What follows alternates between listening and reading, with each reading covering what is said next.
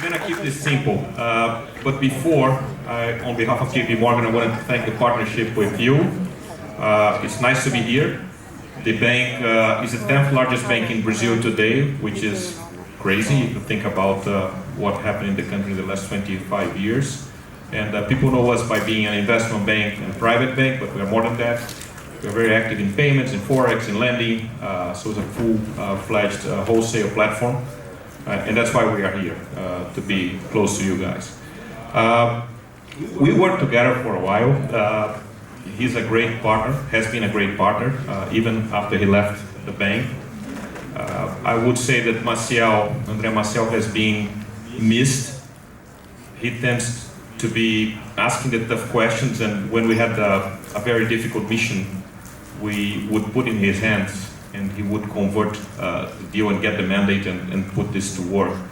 So we miss you, but we are very happy to see you happy and to see you doing the deals.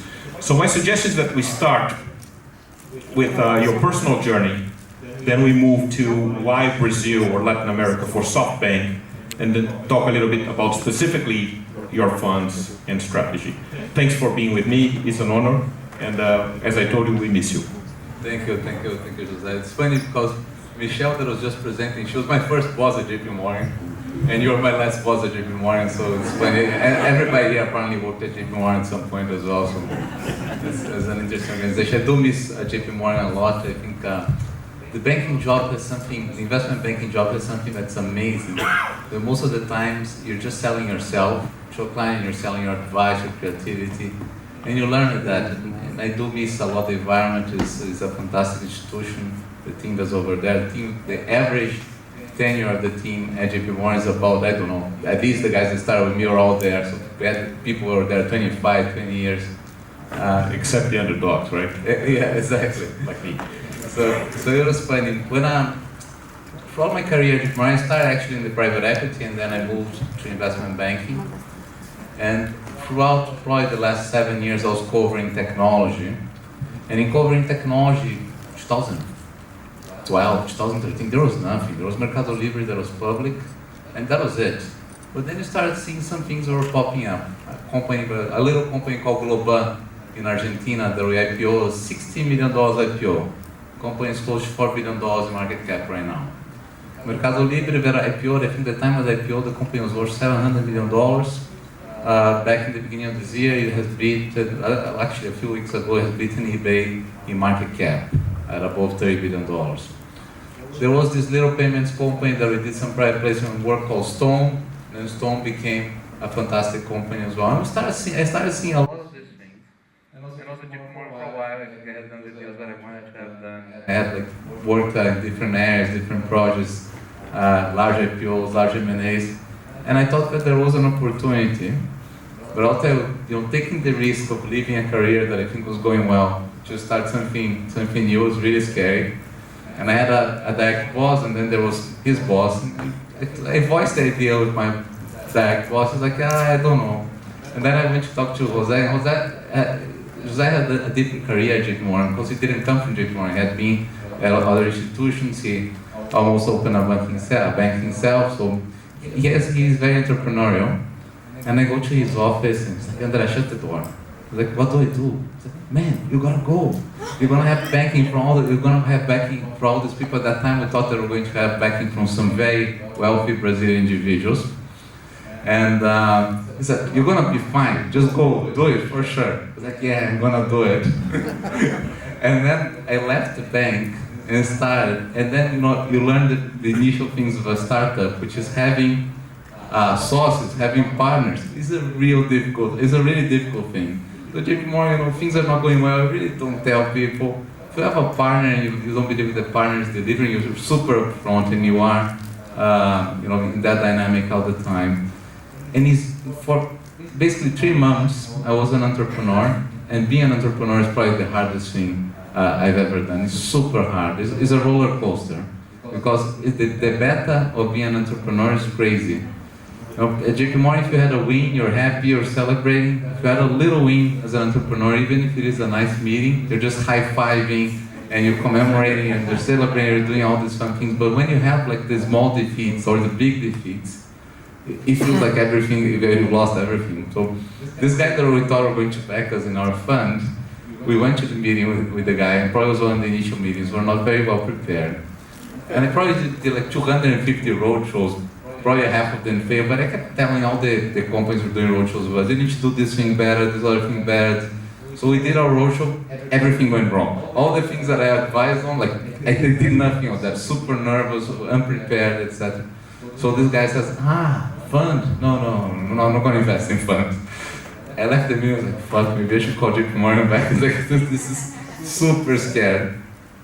But then, we would also start fixing things. And at a point that we got into a good momentum, we were raising a fund that was going to invest $250 million in startups in the region. The target, and I think there is still a huge opportunity there, was to invest tickets of 15 to 25, because these guys here are probably doing the tickets up to 5, up to 10, but the 15 to 25, including public equities in some situations, there was no one doing.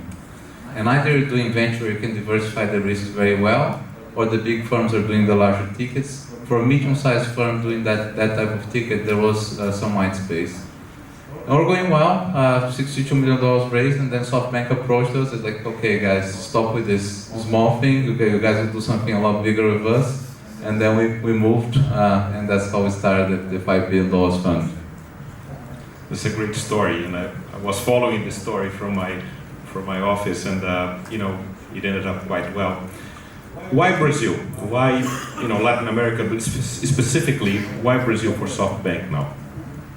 Yeah, I think the statistics that people use are wrong, because the statistics, I think I heard them before here, and then you hear all the time, Latin America was $2 billion in venture capital last year. India was 24. So it's wrong, the proportion is wrong, there should be a lot more, 5, 6, whatever.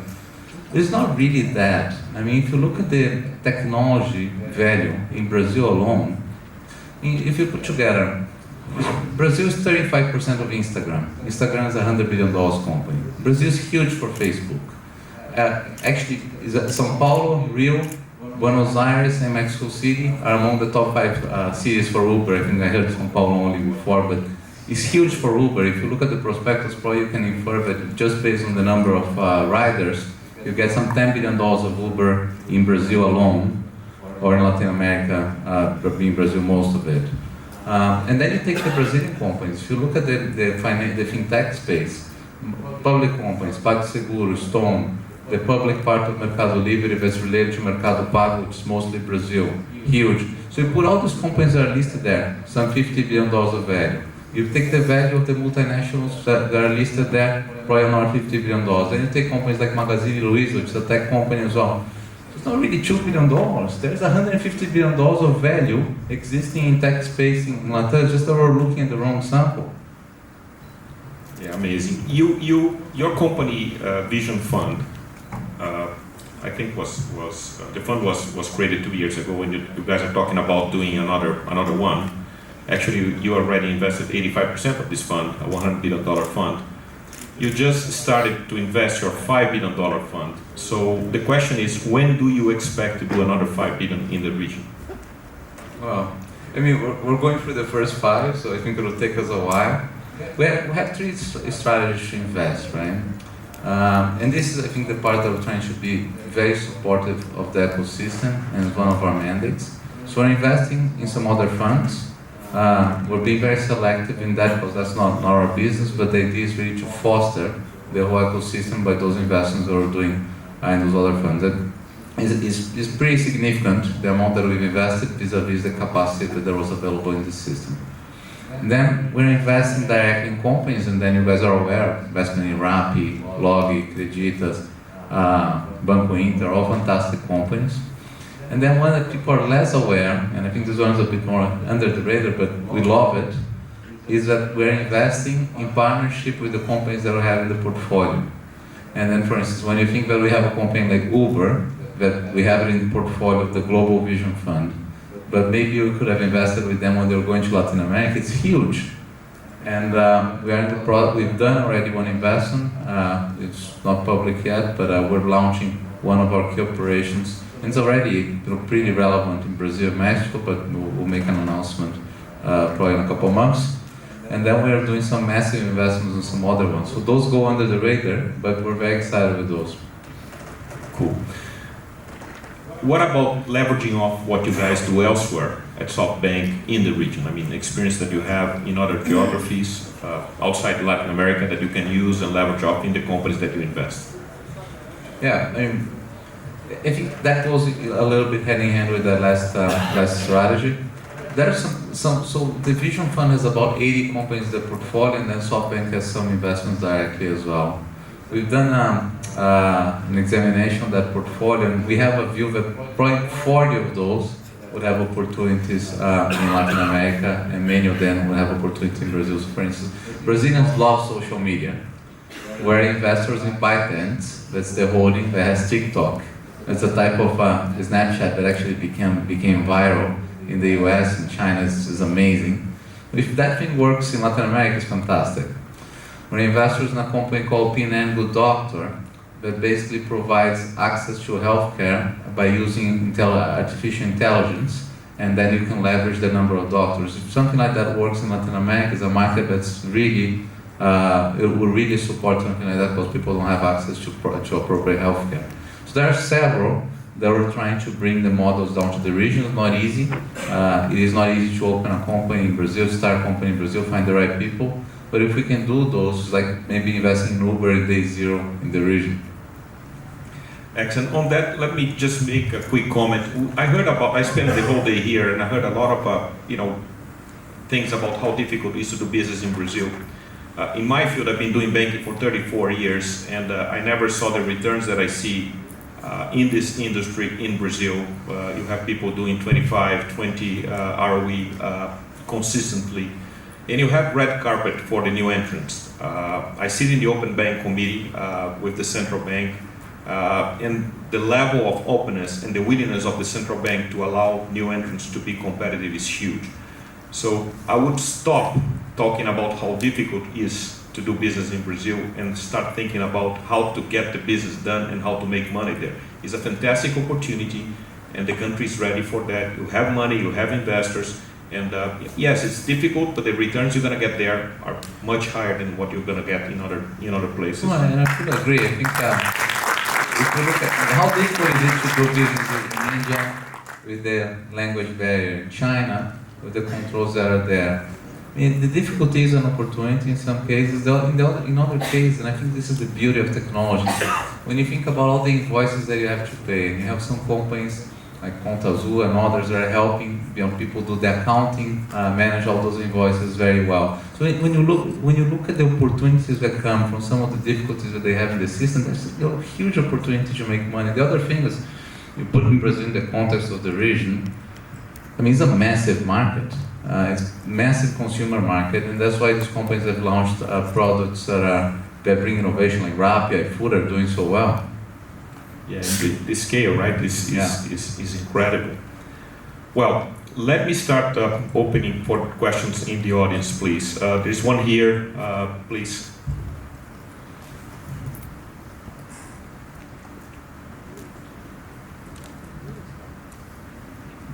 Guilherme Domingues from Brazil Lab. We're an innovation hub that accelerates and connects startups with business to government strategies. And that's my question. I understand that you guys are really looking for good business. There's not like a big thesis, or at least you haven't talked about this, André, to us. But I'd like to know if you guys are considering in any aspect or have been studied it, investments in the GovTech sector, or if they're for civic tax or ed tax, as a colleague asked earlier. Is that something that's in your radar for the short term or mid term on these investments? Which sector? GovTech. So technology that's aimed to improve public services and government digital transformation. Yeah, no, so far we haven't looked at anything related to governments. Probably there is a huge opportunity there as well. I don't know the time to adoption, but for sure if there is something that will make governance more efficient, there is something. I don't think we have anything in our global portfolio that's related to that. We have companies that help, for instance, with crime. So we have a company in China called SenseTime that helps with facial recognition and ID recognition. That type of opportunity or company can really help solving crime and making areas safer. But I don't think we're looking into GovTech right now. There's another question over there. Considering you're placed in the real Amazon, and the biggest startup in the world is Amazon, do you see any investments on biotech in Brazil because of biodiversity, or that thesis is out of the investment thesis?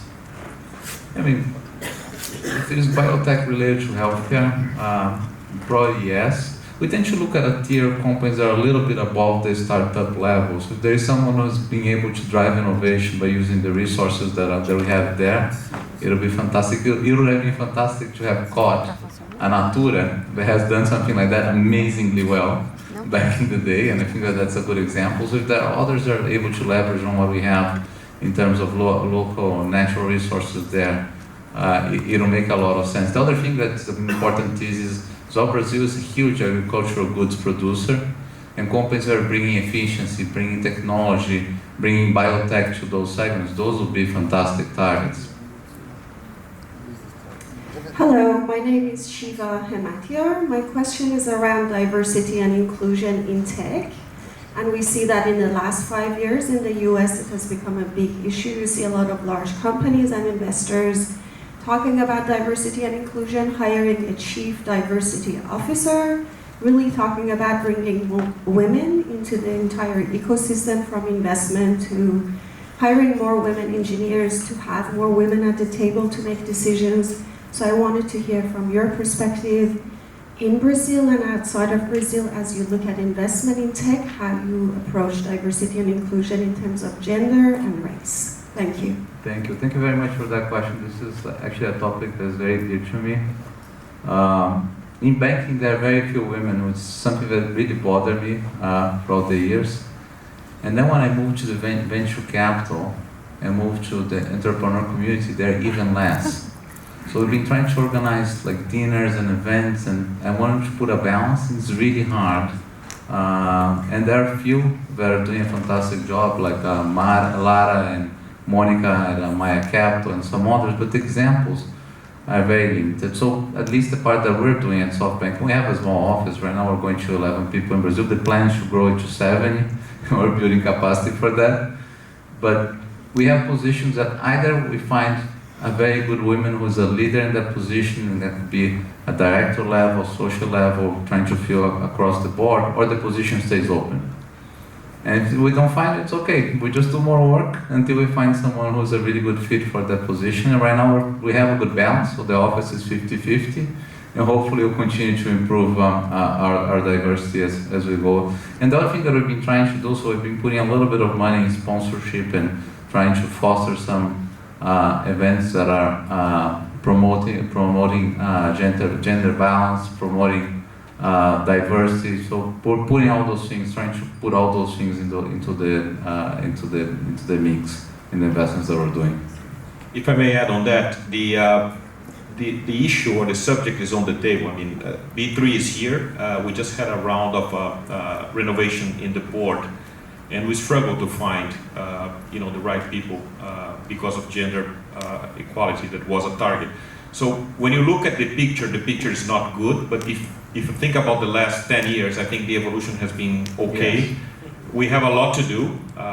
We won't rest, but it's not only gender equality, it's also, in the case of Brazil, black community, which is severely worse than in the US, for instance. And I'm working for a US bank, and people talk a lot about this here, but there things are much worse. And then other types of let's say, diversity initiatives that we have to put in place. But I would say that this is part of the agenda now. We have pressure from shareholders, we have pressure from the community, and we are moving, but still far away from ideal. And we're not even trying to mirror the example in the US, because I think the US has a lot to do on that front as well. I forget which publication you had, I think it was TechCrunch, I don't remember, I had an article a few weeks ago, saying that the VC, the entrepreneurs in the US, where the vast majority are men, the country that's actually doing the best job on that front is China. And we're looking at some of the examples there, and it's really the reference.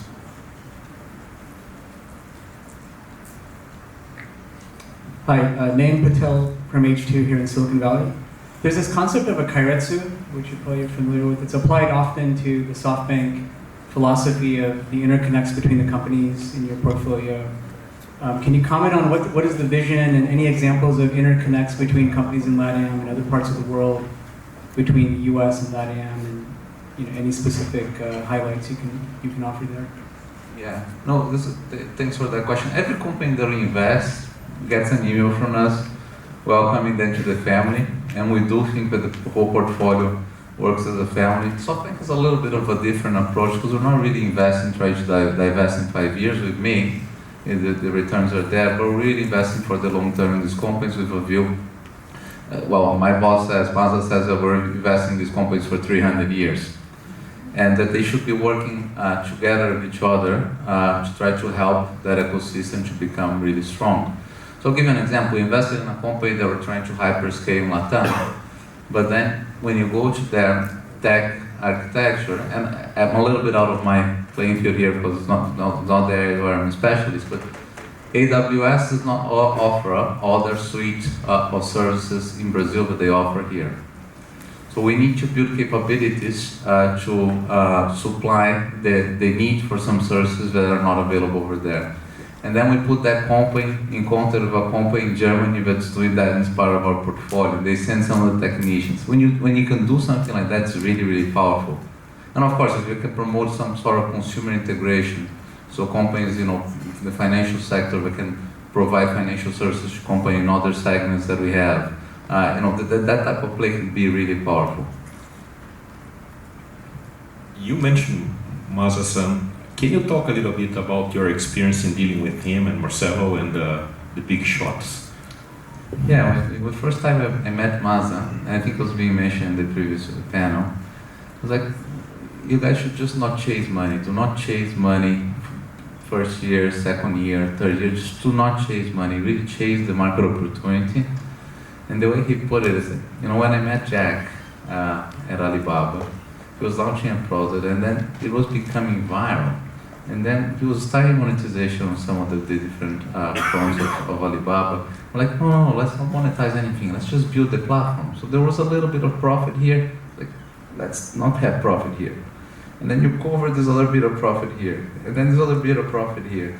And then his point is that it gets to a point that you simply cannot cover it anymore because the platform is so powerful. You have so many people in it that you just can't.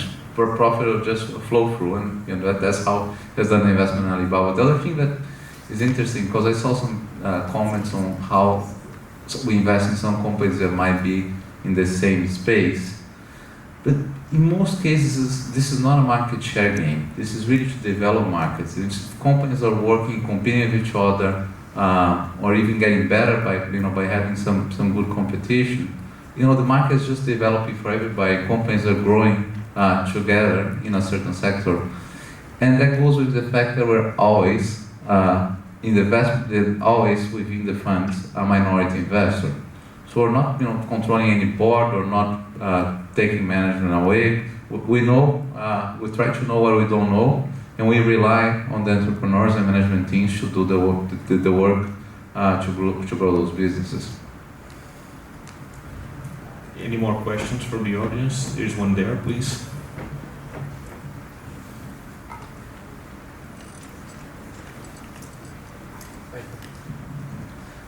My name is Marcelo. Let me see what my question is. I guess the question is, there are big groups that are trying to reinvent themselves, like in retail. I happen to be on the board of one of those big groups, right? And it's so difficult to, transform this, mastodons, these huge companies. Would a fund like yours would be willing to co-invest with these groups to reinvent themselves, to buy tech companies, small little companies, and help this transformation, help, create, invent new business models for these guys by, acquiring tech companies? Yeah, there's a huge power in the big groups that's often overlooked, which is when you can transform something where you have an interesting base, you can do something unbelievable, Well, Apple was a big example, but looking at an example that's closer to us, Magazine Luiza, right? What was the market cap of Magazine Luiza at its bottom? 200, $300 million, and now the company's worth 50 billion reais, so $15 billion or $13 billion. So the big groups, when they can reinvent themselves, they can really do something really special. But the question though is, are these big groups really willing to threaten their traditional businesses, to maybe disrupt their business, to grow into something new? Are they willing to do something at the speed that needs to be done? For instance, are they willing to leave behind a data center that just costs $4 or $5 billion because now everything's migrating to the cloud? Are they willing to cut down prices on something that everybody's going to cut down prices if they don't do it in the future and lose the margin that's associated with that? It's really hard, and 95% of the cases they're not willing to do those things. Thank you. And the angle of the client experience, right? They have to change what they have been doing for years at the field level to provide a better experience, which is very difficult for companies like that. It's difficult. You think Mercado Libre being so amazing, they were achieving a very good level of profitability, growing very well the business. And then there was a decision, let's give shipping for free in Brazil. And this was like for Brazil actually for a ton, 4 or 5 years ago. They lost their entire EBITDA. I think they had about $200 million of EBITDA, but they burned the whole EBITDA to give shipping for free because they thought it was really important to build those capabilities. So how many big companies are willing to do that? I'm not going to charge fees on my credit card anymore. Doesn't happen. I'm not going to charge fees on my bank account anymore. Doesn't happen. I'm going to give a yield to my clients on the bank. Doesn't happen. And now it happens. It will happen, but it's not going to be our company that's going to do it, right? In the banking business, this is changing fast. There's another one here. Hi, André. I'm Fabio from Indicator Capital. Can you comment a little bit on the main thesis of investments and areas, sectors like artificial intelligence? We know is a big thing for SoftBank worldwide, and compare, for SoftBank overall versus specific Latin America. Yeah, I mean, Mazda believes that in the next 15 years, we'll achieve this thing that's called singularity, when it's computer capacity, computer processing capacity surpasses our brain capacity, and he thinks everything will change from there. Or maybe in a day, 4 years from now, you wake up and Alexa has already ordered your breakfast. It will arrive to your house in 2 minutes because it already knows what you're going to eat. But better than that, it's been measuring your sleep and it knows how many calories you need. So you'll send the portions in the exact size that you need, and your shower will be ready and everything. The car will be waiting for you downstairs. So he believes that this process of really disrupting sectors through artificial intelligence, through singularity, is happening in the next 15 years. And then the main investment thesis is which companies can achieve the scale, the mass, like in terms of data gathering, to really take advantage of all of that. So companies that are exposed to massive amount of data should be the key winners from that. So when you invest in a company like Rappi, that's processing millions of orders a day, or Uber, that's processing, I think they've achieved 100 million MAUs in the last result, and processing, I don't know how many million rides a day. That those companies are gathering a lot of data, and then eventually, when you have the computing capacity to process all that data, you can offer amazing products from that platform, and probably we're not even aware that could be offered right now. So that's the key thesis. And then when we look at the specific sectors, we're trying to tap into the big ones, because I think our fund supports that type of strategy. The biggest one is healthcare, is the biggest one. Real estate in a way is a big one. It's very hard to tap into real estate. There are some amazing companies in real estate in the region that are trying to bring some tech innovation. It's really hard.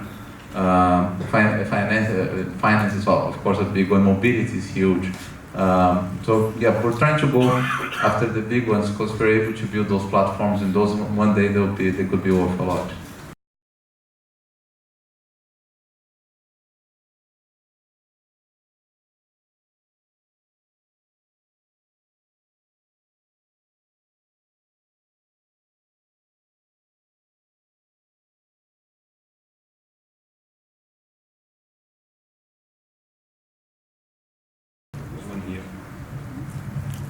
Pedro from Flourish Savings. As you think about, you talk about building ecosystems, but your thesis tends to be you choose winners already, it's already well advanced. So as you think about, as you get your hands deeper in Latin America, what are some of the initiatives perhaps of either going early or seeding the ecosystem? How do you see that playing out?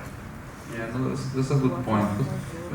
We're trying to be really a catalyst to the whole ecosystem. So not only we've invested in all these other funds, we're investing with the government of Colombia to help with some of their local initiatives as well. I might do that with some other governments. The government of Colombia has a nice initiative to fund other venture capital funds that are working in their market. So we're investing in more, in a handful of other VCs that are locally based, that have been doing the work in the Latin venture space before we got there. So we're trying to foster the ecosystem like that. We're trying to build initiatives that will help bring some of the technical skills that we think are lacking in the region.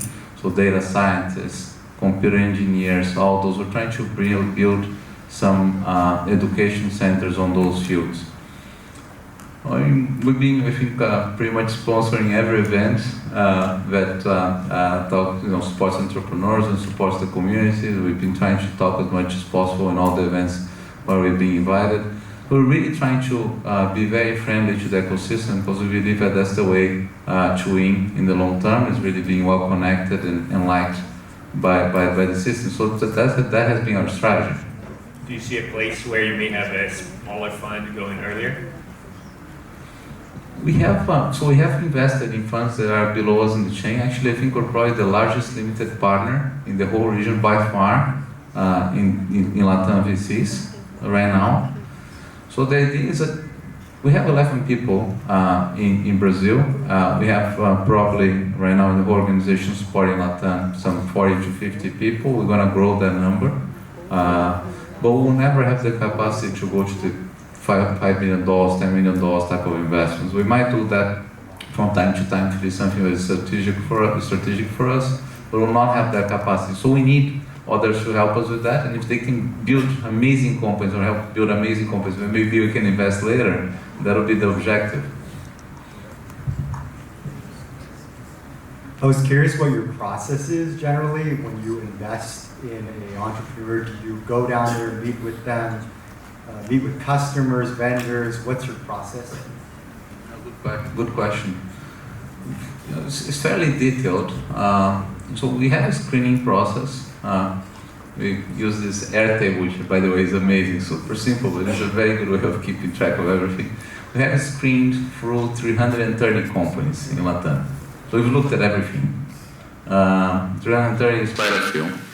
We have an in-house McKinsey team that helps us, and they pull on all their McKinsey resources to help us with the analysis. Every company that hits our radar, we screen it. So every opportunity that comes, we really try to understand the business, if the business is scalable, if the business is at a stage where we could invest. So those are probably most of the rejects are because of that, because they're just a little bit too small for the size of our fund right now. But everything is being told to us, like every comment, every number goes into that database.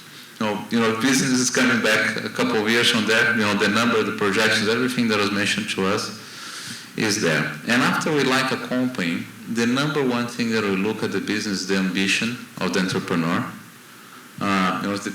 They want to dominate a market. They don't want to dominate a market globally. How do they want to fight with their competitors? How do they want to open their business line? So we look at the entrepreneur for their ambition and their capabilities to change the company as the company evolves, right? So it's very difficult actually to be an entrepreneur because maybe that guy that was your best friend that started the company with you is not going to be the best HR person when the company has 1,000 employees and you need to replace that person. And finding the entrepreneurs that will put the company ahead of all the other interests in growing the companies is probably item number 2, and then the market opportunity is probably item number 3. So we go through that entire process, a very detailed analysis. Actually, I haven't seen an investment memo with less than 80 pages, and we have consultants, we have our own work doing that, and after we make a decision, we go for it. And then the idea is to try to be at a board level. We generally have an ops team that follows up on all the investment plan that was put together at the time of the investment. We can see if things are on target, if things need to be adjusted, where we can help, where we can bring additional expertise, where we can connect with other portfolio companies. And that's the process. Okay, finally, most of the people here have been investing in Brazil. To the ones that have been not investing, any advice? We think that the opportunity is huge. It's huge. Not only, I was saying, it's like maybe $200 billion of value right now within the private companies, the multinationals, the new companies, whatever, they're in the technology sector. When you think about it, for the first time in decades, we're going to have a reform that will cause a structural change to the way the country has its expenses. It will allow interest rates to be low for the long term, which is something that has never, ever happened in Brazil. With that comes new investments in energy, infrastructure, housing, that ripples through the economy. So the opportunity, looking for the next 10 years is something like, at least being a Brazilian, I haven't seen before in my career. So I was super excited because these times of volatilities, when the real is at 410, even though trade balance has been very good throughout the year, inflows have been good, aside from the stock market, very good throughout the year, is great. Maybe we can get some companies at these levels, and a few years from now we'll see, but we're very optimistic. Great. I think this is the end of our event. On behalf of BayBrazil, I wanted to thank you for coming. And I think we have cocktails right now, right? Outside. Thank you very much.